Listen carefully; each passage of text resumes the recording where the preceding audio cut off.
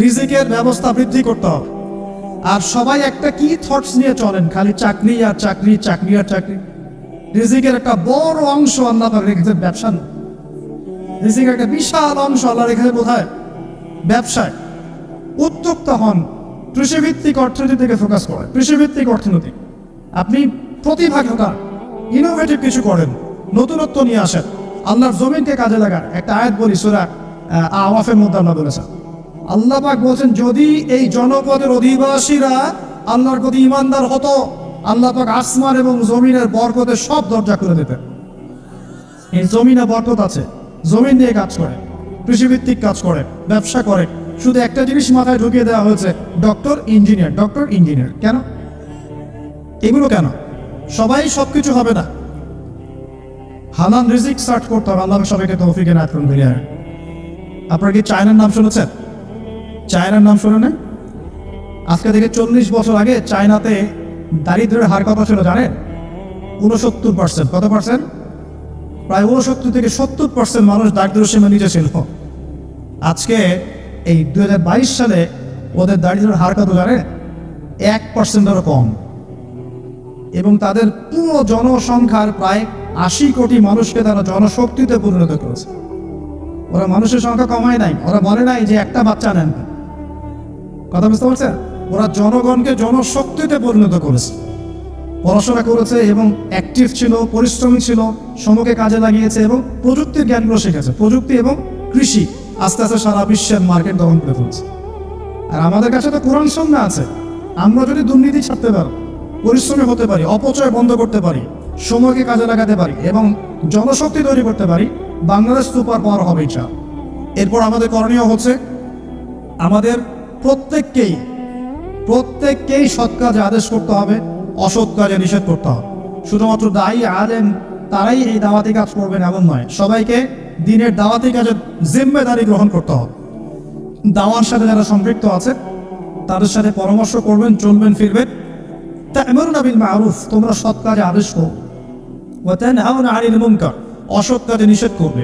ওয়া তু'মিনুনা বিল্লাহ, এবং আল্লাহর প্রতি ঈমান রাখবে। তবেই কুনতুম খায়রা উম্মাহ, তোমরা শ্রেষ্ঠ জাতি হতে পারবে। আল্লাহ পাক তৌফিক দান করুন। আরেকটা বিষয় বলি, সেটা হলো আল্লাহ পাক আমাদের সবাইকে কিছু প্রতিভা দিয়েছেন। এই প্রতিভাগুলোকে, যার যার প্রতিভাকে, লেখার প্রতিভা, বলার প্রতিভা, চিন্তা করার প্রতিভা, সংগঠিত করার প্রতিভা, আপনার অর্থনৈতিক সামর্থ্য, রাজনৈতিক ক্ষমতা, যা আল্লাহ পাক যাকে দিয়েছেন, এই বিষয়গুলোকে ইসলামের কল্যাণে ব্যয় করতে হবে। আল্লাহ পাক তৌফিক দান করুন। এবং আরো করতে হবে, অমুসলিম ভাই বোন যারা আছে আমাদের দেশে এবং সমাজে, তাদের কারোর সাথে কোনো রকম দ্বন্দ্ব সংঘাতে যাবেন, বরং তাদেরকে ইসলামের সৌন্দর্য তুলে ধরবে তাদের সামনে এবং তাদেরকে ইসলামের দাওয়াত দিবে। দাওয়াত দিয়ে তাদেরকে ইসলামের দিকে দীক্ষিত করার চেষ্টা করবে। যদি এই যে আমরা তো আপোষে মারামারি কাটাকাটিতে লিপ্ত আছি, আপনারা তো খবরই রাখেন না যে বাংলাদেশে কত মানুষ বিধর্মী হয়ে যাচ্ছে। জানেন, এই যে উত্তরাঞ্চল সহ পার্বত্য এলাকা, বর্ডার এলাকা সব ঘুরে দেখেন যে কত মানুষ দিন দিন বিধর্মী হয়ে যাচ্ছে। দেখেন, ওই দিন টনক নড়বে যেদিন দেখবেন 50%ই হয়ে গেছে বিধর্মী। ওই দিন টনক নড়বে, আল্লাহ না করুক। অতএব আমাদেরকে বসে থাকলে চলবে না, আমাদেরকে দাওয়াতি কাজ করতে হবে। দিন ইসলামের দাওয়াত, কোরআনের দাওয়াত সবার সামনে উপস্থাপন করতে হবে। আল্লাহ পাক আমাদের সবাইকে দায়ী হওয়ার তৌফিক দান করুন। কমপক্ষে পার্ট টাইম, দিনে 1 ঘন্টা, দিনে আধা ঘন্টা হবে দাওয়াতি কাজ করতে হবে। আর দাওয়াতি কাজ করার আগে কি লাগবে? জ্ঞান লাগবে। সেই জ্ঞানটা অর্জন করতে হবে। জ্ঞানাদি অর্জন করার পদ্ধতিগুলো বললাম, এভাবে অর্জন করতে হবে। এবং জ্ঞানী মানুষদের সাথে থাকতে হবে। আল্লাহওয়ালা জ্ঞানী মানুষ এবং যারা আল্লাহর মারিফতওয়ালা মানুষ, আল্লাহর নূরওয়ালা মানুষ, এই মানুষগুলোর সাথে থাকতে হবে। যারা গোলানো মার্কা মানুষ, এখানে থেকে কিছু শিখতে পারতেন। সব তরকারিতে চলে, এই সব তরকারিতে লাগে। যারা হককে হক বলতে পারে, বাতিলকে বাতিল বলতে পারে, আল্লাহ পাকের জমিনে তারা সম্মানিত ইনশাআল্লাহ। জমিনের উপর বেঁচে থাকলেও সম্মানিত, মাটির নিচে চলে গেলেও সম্মানিত ইনশাআল্লাহ। আল্লাহ রাব্বুল আলামিন এমন মানুষের সংখ্যা বাড়িয়ে দিন এবং তাদের সাথে আমাদেরকে থাকার তৌফিক এনায়েত করুন। আরেকটা বিষয় বলবো, সেটা হলো পলিটিক্যাল ইস্যু। যে একটা জাতির মধ্যে আপোষে মারামারি কাটাকাটিতে যাবেন, এটা খুব খারাপ। কেন খারাপ? কারণ আমরা হয়তো মনে করি যেগুলো পলিটিক্যাল ইস্যুস। আসলে কি হয়, উম্মার ঐক্য নষ্ট হয়, ভাই ভাই মারামারি করে, নিজের ভাইয়ের হাতে ভাইয়ের রক্ত ঝরে, এতে করে উম্মার ঐক্যটা বিনষ্ট হয়ে যায়। এবং ইসলামের বহিঃশত্রু যারা আছে, এরা এই ইস্যুগুলোকে কাজে লাগায় আমাদের ভিতর ঢুকে পড়ে। খুব চোখ কান খোলা রেখে ঠান্ডা মাথায় সবর করেন, ধৈর্য ধরেন, জ্ঞান অর্জন করেন, নিজের কবর ফিকির করেন, আধ্যাত্মিকত্ব অর্জন করেন, সুন্নতের উপর আমল করেন, কোরআন পড়েন, দাওয়াতি কাজ করেন, পরিবার করেন, আস্তে আস্তে ইসলাম এগিয়ে যাবে ইনশাআল্লাহ। আল্লাহ রাব্বুল আলামিন আমাদের সবাইকে কথাগুলো বোঝার তৌফিক দান করুন এবং আমল করার তৌফিকের আয়াতকে সকলে বলি আমিন। স্বপ্ন দেখতে হবে, স্বপ্ন দেখতে হবে, হয়তো বাস্তবায়ন হবে অন্য কারো হাতে। ইমাম বুখারীর কথা জানেন না? ইমাম বুখারীর নাম শুনেছেন না? ইমাম বুখারীর ওস্তাদ একদিন ক্লাসে বলছিলেন, এমন কি কেউ আছে, আমার কাছে কি এমন কেউ আছে যে নবীর হাদিসগুলোর মধ্যে সহিহ জয়ীফগুলো যাচাই বাছাই করে আলাদা করতে পারে? এমন কি কেউ আছে? এই একটা কথা ইমাম বুখারী রাহিমাহুল্লাহর কলবের মধ্যে এমন দাগ কেটেছিল যে তিনি পরবর্তীতে ওই নিয়াত করেছেন যে আমি সেই ব্যক্তি হব ইনশাআল্লাহ, আমি নবীর সব সহিহ হাদিসগুলোকে আলাদা করে দিই। দেখেন পরে ইমাম বুখারী রাহিমাহুল্লাহ তার যে কিতাব তিনি সংকলন করেছেন, এই কিতাবটা কি কিয়ামত পর্যন্ত অমর হয়ে আছে। অতএব আমাকে করতে হবে জরুরি না, যদি এই থটসগুলো আপনাদের মধ্যে চলে যায়, পরবর্তীতে কেউ যদি এগুলো বাস্তবায়ন করে তাও চলবে ইনশাআল্লাহ। আল্লাহ পাক আপনাদের সবাইকে কথাগুলো বোঝার তৌফিক দান। আরেকটা খবর দেই, সেটা হলো এটা আমার স্ত্রী আমাকে বলতে বলেছে। আর বাসার ডিপার্টমেন্ট খুব জটিল ডিপার্টমেন্ট, এই ডিপার্টমেন্ট হ্যান্ডেল না করতে পারলে সমস্যা। ঠিক আছে, একটা কথা বলি তারপর সামনে যায়। এক সাহাবী এসেছেন ওমর রাদিয়াল্লাহু আনহুর দরজায়। কার দরজায়? ওমর রাদিয়াল্লাহু আনহু তখন আমিরুল মুমিনিন। আমিরুল মুমিনিন তো বোঝেন, পুরো অর্ধবিশ্বের শাসক তিনি, এতটুকু রাষ্ট্রের না, অর্ধবিশ্বের শাসক। তো ওই সাহাবী এসে ঘরের কাছে দাঁড়িয়ে আছেন, একটা বিচার নিয়ে আসছেন। কি নিয়ে আসছেন? বিচার। দাঁড়িয়ে আছেন আর ভিতর থেকে কিছু শব্দ শোনা যাচ্ছে, কিছু উচ্চ শব্দ শোনা যাচ্ছে। তো অনেকক্ষণ পর আমিরুল মুমিনিন গেট খুলে বের হয়ে বলছেন, কি সমস্যা, কি জন্য আসছো, কি প্রয়োজন, কি হাজাত? তিনি বলছেন, ইয়া আমিরুল মুমিনিন, আসলে আমি যে বিষয়ে অভিযোগ করতে আসছিলাম তা আমি দেখলাম যে আমার অবস্থা আপনার চেয়ে ভালো, এই জন্য আমার অভিযোগের দরকার নেই। বুঝতে পারেননি মনে? তখন আমিরুল মুমিনিন তিনি বলছেন যে আসলে দেখো, আমাদের স্ত্রীরা, তাদেরকে আমরা আল্লাহর কাছে একটা বড় বিশাল একটা অঙ্গীকার দিয়ে গ্রহণ করি।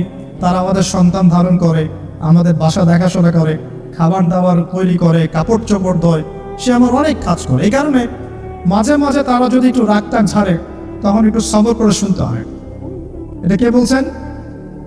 আমিরুল মুমিনিন, যিনি এক হুকুম দিলে পারস্য দখল হয়ে যায়, একটা হুকুম দিলে রোমান সাম্রাজ্যের পতন ঘটে যায়, সে আমিরুল মুমিনিন বাসায় এইরকম অবস্থা আছে।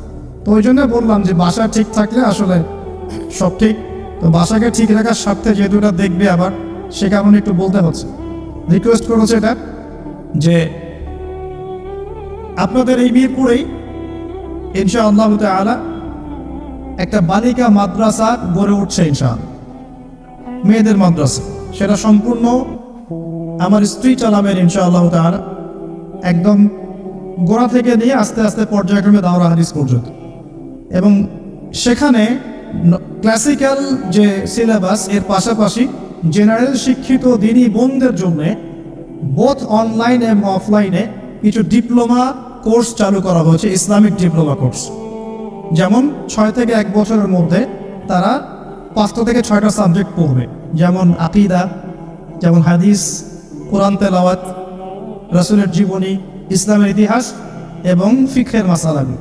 এভাবে বইগুলো ভাগ করে দেওয়া হবে, সাবজেক্ট ভাগ করে দেওয়া হবে, অনলাইন অফলাইন বোথ দুটোতেই তারা ক্লাস করতে পারবে। এভাবে 6 মাস 1 বছরের কিছু কোর্স তারা চালু করেছে। এটা অ্যানাউন্স করতে আমাকে বলা হয়েছে। আপনাদের মা বোনদেরকে যদি পাঠাতে পারেন সপ্তাহে 2 দিন 3 দিন ইনশাআল্লাহ তাআলা তারা কিছু দিনের জ্ঞান শিখে বাসায় ফিরবে ইনশাআল্লাহ। এই বিষয়টা বলার জন্য রিকোয়েস্টেড ছিলাম আমি, বলতে পেরে আমার ভালো লাগছে। আলহামদুলিল্লাহ, আমরা দোয়া করি আল্লাহ পাক এমন কোর্সগুলো প্রত্যেকটা মাদ্রাসায় চালু করার তৌফিক দেন। এখানে মাদ্রাসা আছে শুনেছি, আপনাদের মাদ্রাসার উদ্যোগে ক্লাসিক্যাল যে ধারায় চলছে এটা চলুক, পাশাপাশি জেনারেল ভাইদের জন্য ডিপ্লোমা কোর্স চালু করেন, পাশাপাশি নৈশকালীন কোরআন শিক্ষা চালু করেন, পাশাপাশি একটু দাওয়াতের মেহনত করেন। মানে শুধু মাদ্রাসায় গতানুগতিক পড়াশোনাই হবে, নট নেসেসারি, কিছু ইনোভেটিভ চিন্তা করেন, আমাদের পড়াশোনার চিন্তা করেন। যদি প্রত্যেকটা মাদ্রাসায় জেনারেল শিক্ষিত ভাইদের জন্য 2-3 বছরের কোর্স চালু করা হয়, জেনারেল ভাইরা 3 বছর পর ইসলাম শিখতে পারবেন। আমি বলছি না তারা মুফতি হয়ে যাবে, আমি বলছি না তারা একদম মুহাদ্দিস হয়ে যাবে, কমপক্ষে কোরআন তো তেলাওয়াত করা শিখবে।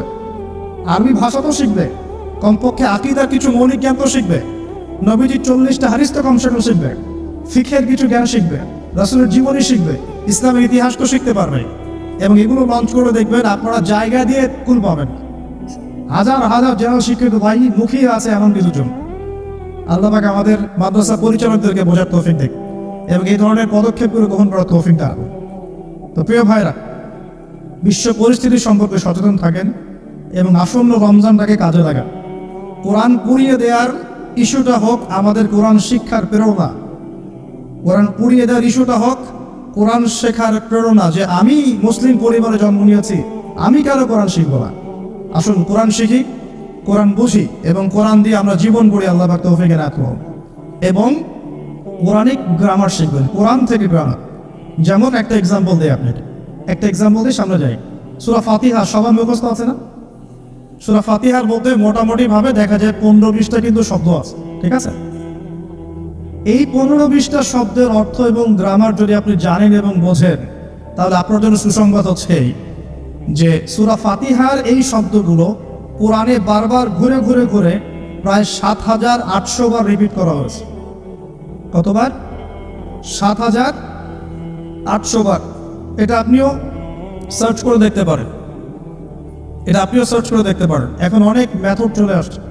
7,800 বার কোরআনের এই শব্দগুলো, সূরা ফাতিহার এই শব্দগুলো বারবার ঘুরে ঘুরে ঘুরে কোরআনে এসেছে 7,800 বার।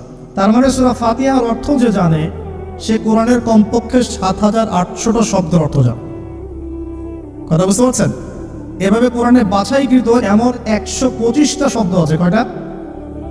মাত্র 125টা এমন শব্দ আছে যেগুলোর অর্থ, ব্যাকরণ এবং আমরা বলি যে ট্রান্সফরমেশন, মানে একটা শব্দ থেকে আরো অনেকগুলো শব্দ তৈরি করার ফর্মুলা বা সূত্র, এগুলো যদি জানা থাকে, আপনি কোরআনের এই 125টা শব্দ কোরআনে ঘুরে ঘুরে এসেছে 40,000 বার। কতবার?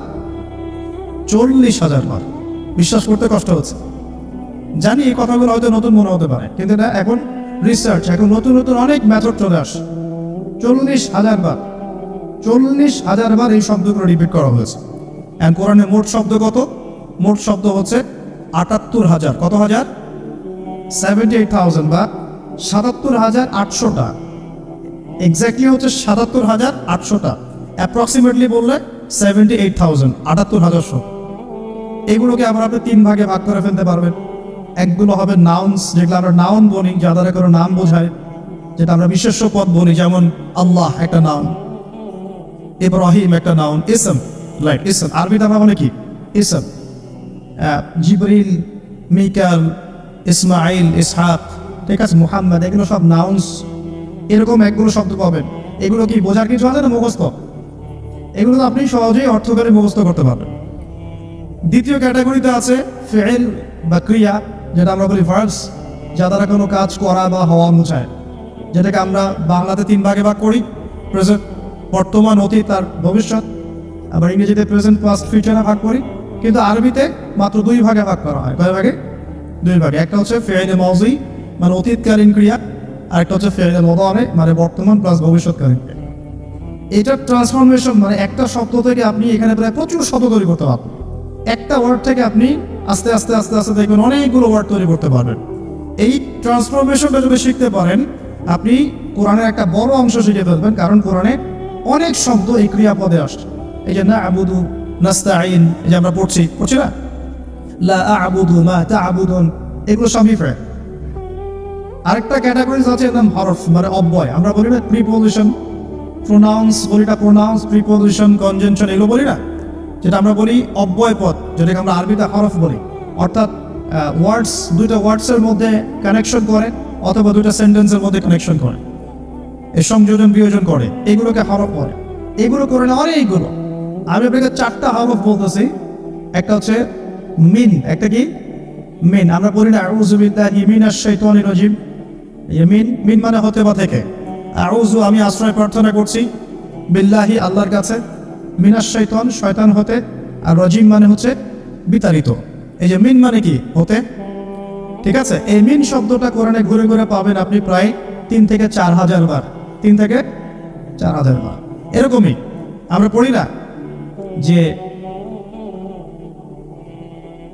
আন, ফি, আলা, ইলা, হাত্তা, লা, লি, এই যে ছোট ছোট কিছু আপনি হরফ পান না কোরআন পাঠ দিয়ে, এই অল্প কিছু হরফ বারবার ঘুরে ঘুরে কোরআনে কয়বার আসে জানেন? 6 থেকে 7,000 বার। 6 থেকে 7,000 বার। মানে আপনাকে শুধু গ্রামারের ফাংশনটা শিখতে হবে, কিভাবে এই গ্রামার দিয়ে শব্দ তৈরি করতে হয় এবং কিভাবে অর্থ উঠাতে হয়। এর পাশাপাশি আপনি অনুবাদের সহযোগিতা নেবেন, পরে গিয়ে তাফসির আগে যাবেন, অনুবাদের সহযোগিতা নেবেন। 1 মাসে তো বেশি কিছু দেওয়া যাবে না বললাম আমি, কিন্তু আপনাকে আমি একটা তাড়না তৈরি করে দিতে পারবো যে হ্যাঁ, কোরআন সহজে শেখা যায়, পসিবল। এবং এই সিলসিলা ধরে রাখতে পারলে 1 থেকে 2 বছর লাগবে ইনশাআল্লাহ। 1 থেকে 2 বছর আপনার লাগবে এই ব্যাকরণগুলো হজম করতে। এবং ইনশাআল্লাহ তখন আপনি নামাজ পড়তে যখন দাঁড়াবেন, ইনশাআল্লাহ বিশ্বাস করেন, আল্লাহর কসম করে বলছি, নামাজে আল্লাহু আকবার থেকে আসসালামু আলাইকুম ওয়া রাহমাতুল্লাহ পর্যন্ত আপনি যা পড়বেন তার অর্থ আপনি বুঝতে পারবেন ইনশাআল্লাহ।